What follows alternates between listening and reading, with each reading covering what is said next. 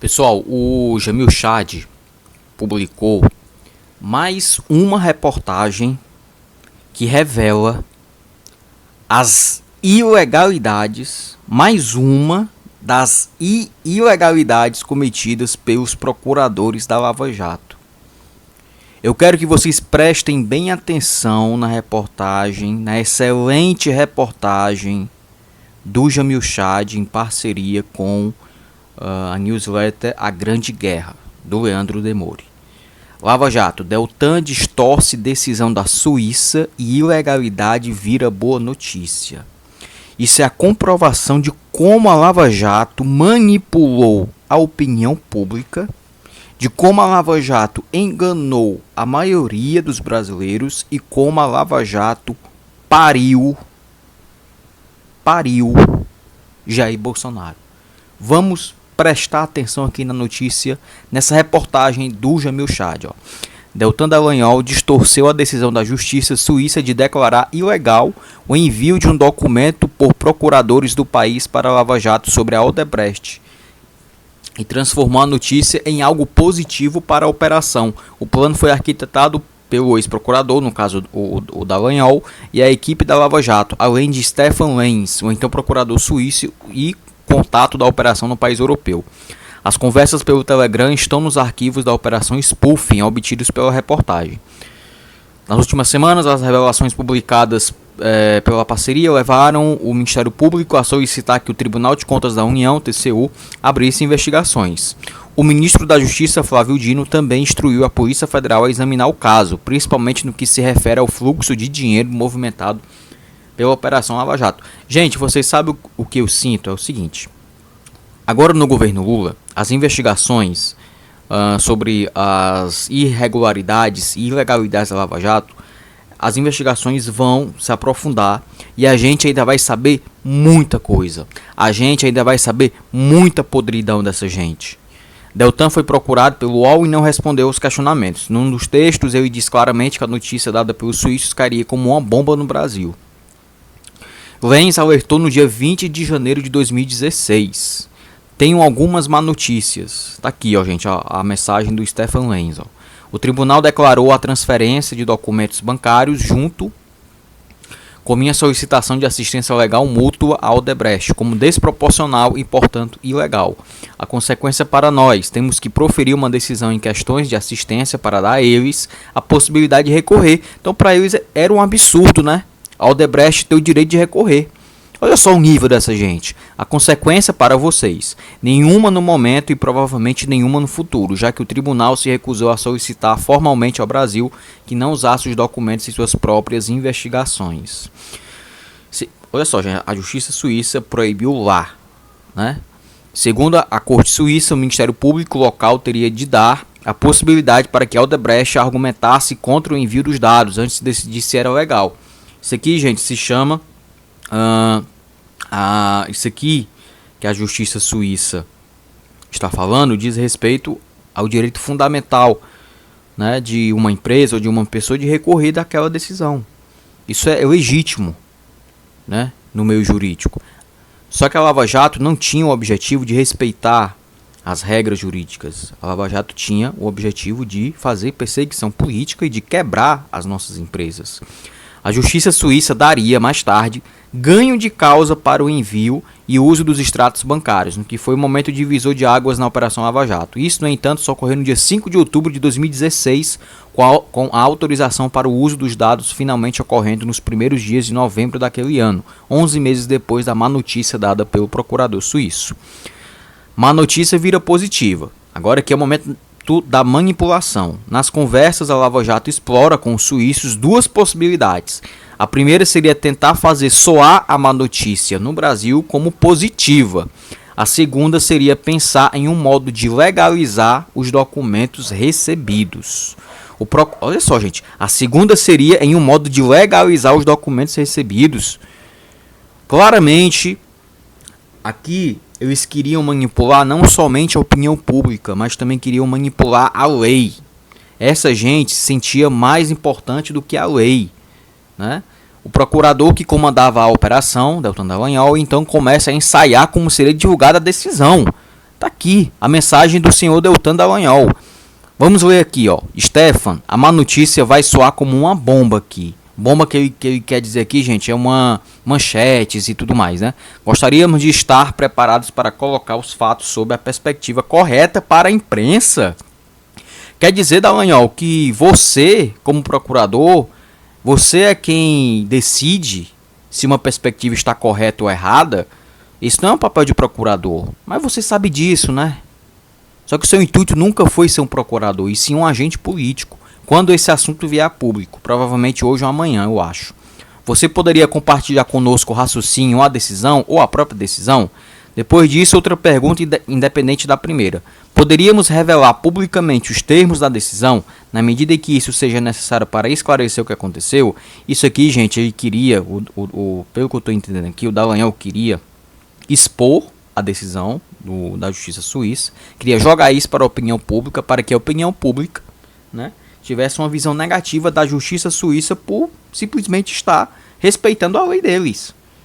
Esse é o nível, né, de manipulação que a Lava Jato, que os procuradores da Lava Jato, liderado pelo Dr. Dallagnol, queriam fazer. Muitas dúvidas estão surgindo aqui, como por exemplo, se o tribunal disse que a Odebrecht tem o direito de recorrer, então os documentos poderiam ter sido enviados somente após a decisão? Segundo ele, se o tribunal dissesse que a transmissão é ilegal, é muito provável que a Odebrecht consiga retirar todos os documentos do arquivo do caso no Brasil. Em seguida, Deltan sugere um modo de esquentar a documentação. Esquentar, gente, olha só. Olha só. Eles dirão que tudo é fruto de uma árvore envenenada. E é provável que o tribunal aqui aceite essa teoria. Talvez pudéssemos ter outra teoria sobre a mesa. Descoberta inevitável se os documentos viessem de qualquer maneira. Apenas um brainstorm aqui. Inventando, né, gente? Stefan Lenz pediu um tempo para discutir o assunto com o escritório de Justiça Federal da Suíça, mas garantiu que a solicitação em si, com todas as informações nela contidas, foi declarada absolutamente legal. Ainda no mesmo dia, Lenz explicou aos brasileiros que sua equipe de comunicação teria um texto pronto para ser divulgado para a imprensa e pediu de forma clara, está aqui a mensagem do Stefan Lenz: encaminhem os jornalistas para o escritório do Procurador-Geral quando eles entrarem em contato com vocês a respeito dessa decisão. Sua equipe de comunicação será contatada amanhã para coordenar. Entrarei em contato com vocês amanhã. Instantes depois, seria a vez de um outro procurador brasileiro, identificado apenas como Paulo, expressar mais uma vez a preocupação do grupo da Lava Jato. Parece que a batalha contra a Odebrecht está começando. Alguma mudança na estratégia de comunicação? Aí, Deltan, vamos minimizar. Ao longo da conversa, ficava ainda claro que existia uma preocupação em relação à versão que a Odebrecht iria usar, mas também uma manobra para construir uma narrativa que permitisse minimizar a derrota. Em uma operação, os procuradores estavam preocupados em construir uma narrativa política em vez de respeitar a decisão da justiça estrangeira, em vez de respeitar a lei. Até porque, gente, se eles não respeitaram sequer a lei do próprio país, quem dirá as leis de outros países, né? No dia 26, Lenz e Deltan voltam a conversar. Tá aqui a mensagem, mais uma mensagem do Stefan. Ele diz o seguinte: parece que a batalha contra o Odebrecht está começando. Alguma mudança na estratégia de comunicação? Perfeito, Stefan. Aí o Dallagnol continua aqui. Estranhamente, eles estão em silêncio. Estamos esperando o movimento deles para fazermos o nosso. Ou seja, olha isso aqui, gente. Movimentação política. Ação e reação. Isso aqui é política. Se estiver tudo bem para você, a esta altura, pretendemos minimizar a questão, dizendo que foi uma questão processual de direito interno suíço e que a Suíça entendeu que não se deve pedir às autoridades brasileiras que devolvam os documentos, o que não traz nenhum efeito para o nosso caso. Se eles solicitarem dentro do caso a extração dos documentos, usaremos uma série de argumentos, como a ideia de que a nova decisão suíça poderá convalidar a possível legalidade processual. Gente, isso aqui, o Dallagnol está construindo uma narrativa para que ele pudesse dizer à imprensa para não desmoralizar a já desmoralizada Lava Jato. Isso é tão absurdo. Sabe, esse aqui é um cúmulo do absurdo. Esse cara tem que ser preso. Esse cara tem que ser preso. Não é possível uma coisa dessa.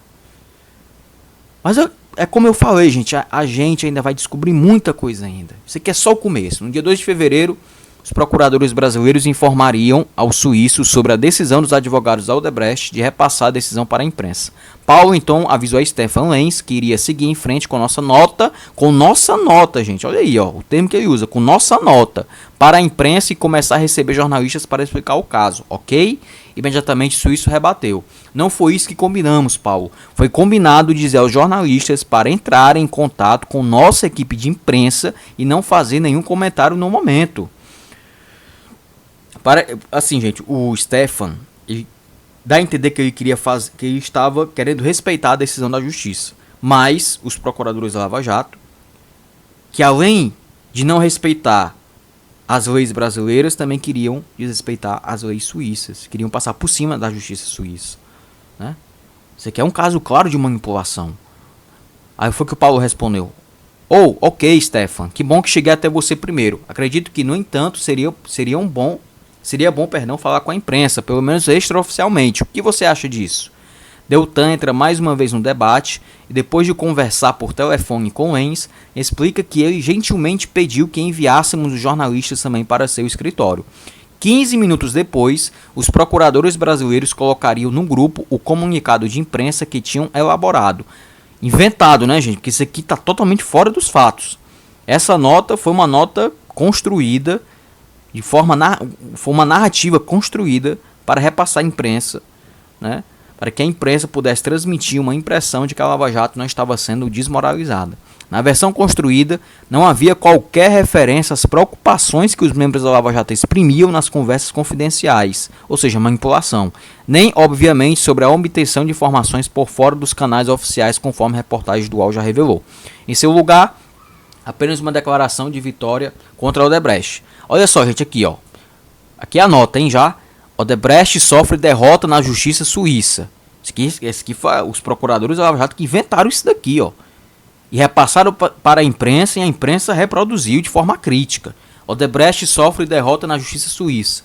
A empresa tentava impedir o Ministério Público Federal de usar provas suíças que demonstram que pagou propinas a funcionários da Petrobras. A empresa Odebrecht, por meio de uma das offshores que controla no exterior, recorreu na Suíça contra a remessa de documentos bancários no Brasil em pedido de cooperação internacional formulado por aquele país.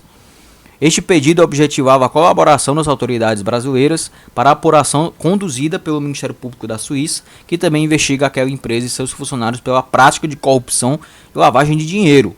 Com o recurso, a Odebrecht almejava impedir o uso no Brasil dos documentos bancários suíços que comprovam que ela pagou propinas multimilionárias mediante depósitos diretamente feitos nas contas controladas por funcionários da Petrobras.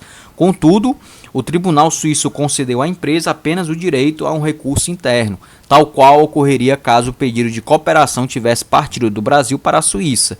Com relação ao uso dos documentos já enviados ao Brasil, o tribunal suíço reconheceu que os documentos não precisam ser devolvidos, o que somente ocorreria caso o recurso a ser apresentado à decisão suíça viesse a ser julgado em favor da Odebrecht. Assim, a decisão não tem qualquer efeito sobre a acusação criminal contra executivos da empresa, amparada e em amplas provas de pagamentos de propinas no Brasil e no exterior e do desvio de bilhões de reais dos cofres públicos, né? Ainda teve esse desfecho patético, né? Desvio de bilhões de reais dos cofres públicos. Então, vocês percebem que os caras aqui se preocuparam até mesmo com a parte sensacionalista da nota, para vocês verem o nível da picaretagem.